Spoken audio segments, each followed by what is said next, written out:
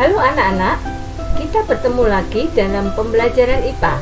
Kali ini kita akan belajar materi organisasi kehidupan.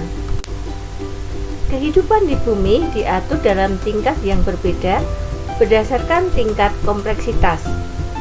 Tingkatan ini dari yang sangat kecil dan sederhana hingga yang sangat besar dan kompleks.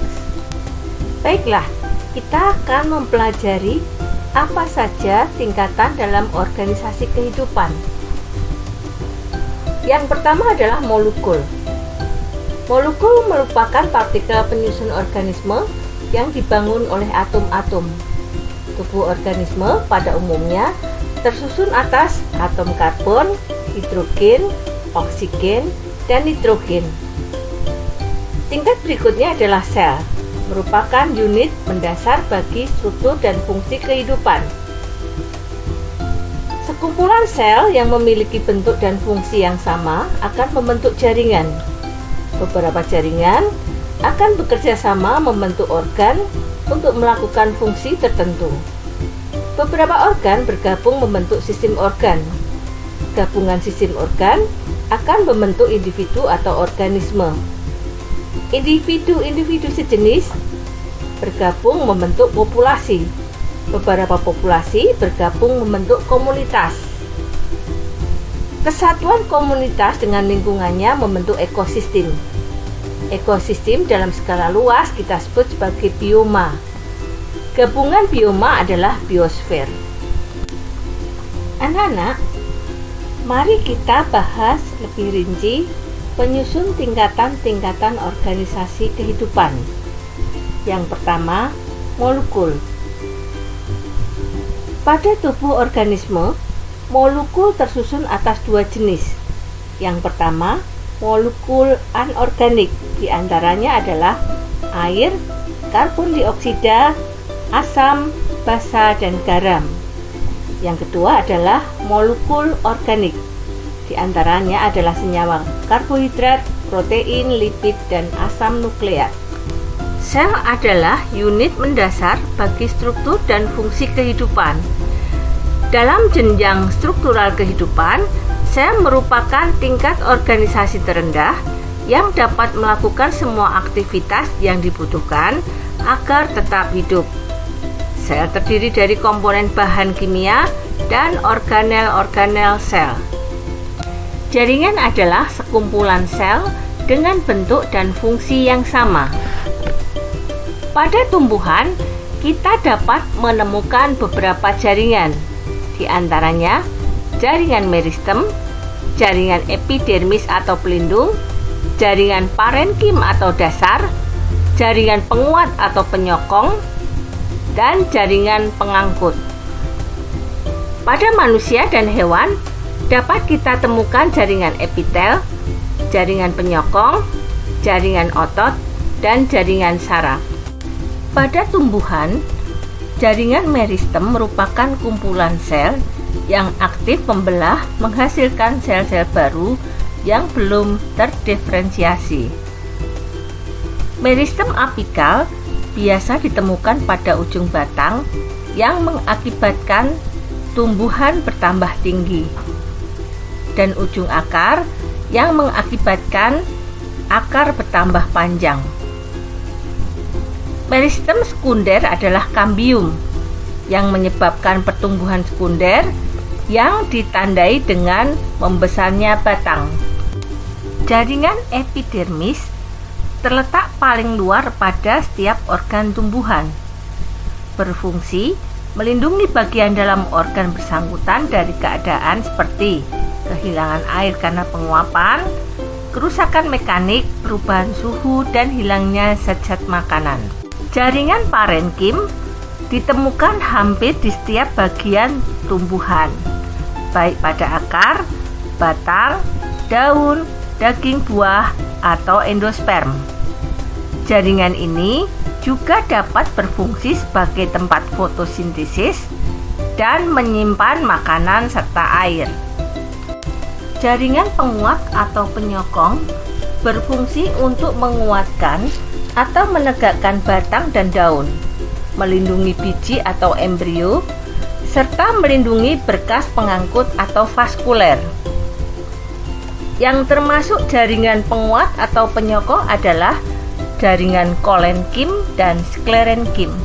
Jaringan pengangkut disebut juga sebagai berkas vaskuler. Terdiri atas xilem yang berfungsi mengangkut air dan mineral dari dalam tanah. Floem berfungsi mengedarkan zat makanan hasil fotosintesis ke seluruh bagian tanaman. Anak-anak, selanjutnya akan kita bahas jaringan pada manusia maupun hewan. Yang pertama adalah jaringan epitel. Jaringan epitel berfungsi melindungi jaringan yang ada di bawahnya dari kerusakan. Sebagai pelapis organ dan rongga tubuh bagian luar pada manusia maupun hewan. Jaringan penyokong berfungsi untuk menopang tubuh. Jaringan penyokong dapat kita bedakan menjadi jaringan ikat, jaringan tulang rawan, jaringan tulang keras, jaringan darah, dan jaringan limfa.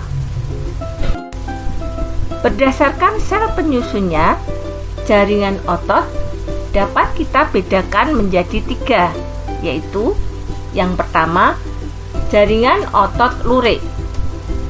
Terletak pada rangka, berinti banyak yang terletak di tepi, memiliki bagian gelap terang, termasuk otot sadar. Yang kedua, jaringan otot jantung. Hanya terdapat pada jantung. Strukturnya mirip dengan otot lurik tetapi bercabang, termasuk otot tidak sadar. Otot polos terdapat pada organ-organ dalam, misalnya seperti pada usus, lambung, ginjal, dan yang lainnya. Berbentuk seperti gelendong dengan bagian ujung meruncing dengan satu inti di tengah, termasuk otot tak sadar. Jaringan saraf disusun oleh kumpulan sel saraf, memiliki kemampuan menerima dan menghantarkan impuls. Tingkatan berikutnya pada organisasi kehidupan adalah organ. Organ merupakan kumpulan beberapa macam jaringan yang bekerja sama untuk melakukan fungsi tertentu. Pada tumbuhan, organ yang dapat kita temukan ada akar, batang, daun. Pada manusia, contoh organnya adalah jantung, ginjal, dan lambung. Organ akar pada tumbuhan memiliki fungsi memperkokoh berdirinya tumbuhan, menyerap unsur hara, dan menyimpan cadangan makanan. Batang pada tanaman berfungsi menegakkan tubuh tumbuhan dan juga sebagai tempat menyimpan cadangan makanan. Organ daun memiliki fungsi sebagai tempat terjadinya fotosintesis dan tempat pertukaran udara.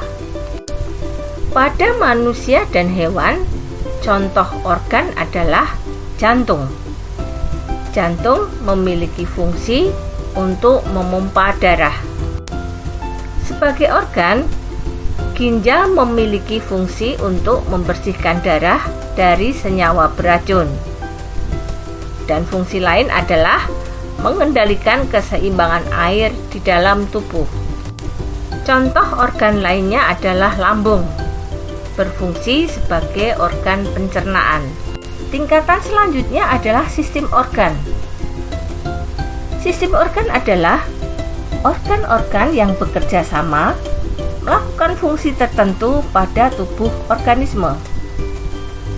Contoh sistem organ pada tumbuhan adalah sistem pengangkutan, sistem reproduksi. Pada manusia, contoh sistem organnya adalah sistem respirasi dan sistem pencernaan. Pada tumbuhan, sistem pengangkutan tersusun atas organ akar, batang, dan daun. Selanjutnya kita akan membahas tentang sistem reproduksi pada tumbuhan. Tumbuhan cocor bebek menggunakan tunas daun untuk bereproduksi. Sedangkan stroberi menggunakan geragih untuk bereproduksinya.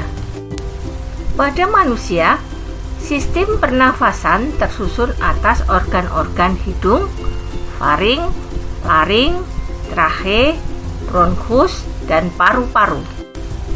Dan sistem pencernaan manusia tersusun atas organ-organ mulut, kerongkongan, lambung, usus halus, usus besar, dan anus. Anak-anak, selanjutnya kerja sama beberapa sistem organ akan membentuk organisme atau individu tunggal. Contoh individu tunggal adalah seorang manusia atau seekor domba.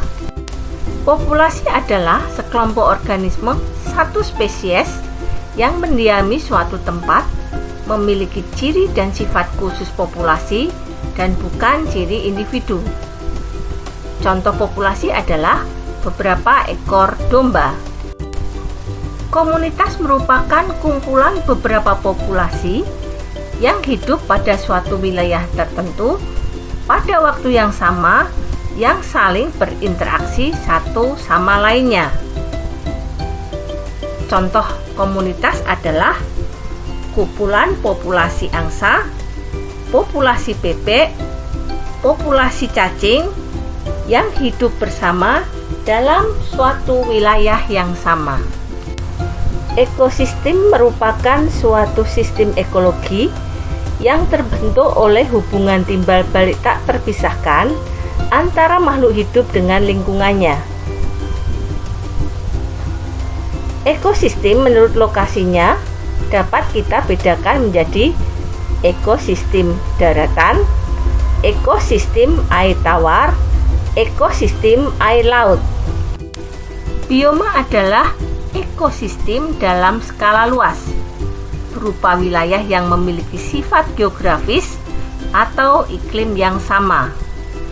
Contohnya, bioma gurun pasir, bioma padang rumput, bioma sabana, bioma hutan tropis, bioma taiga, bioma tundra, dan bioma mangrove.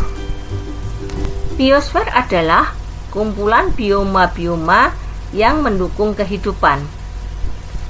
Biosfer mencakup sebagian besar wilayah daratan, perairan, dan atmosfer sampai ketinggian beberapa kilometer.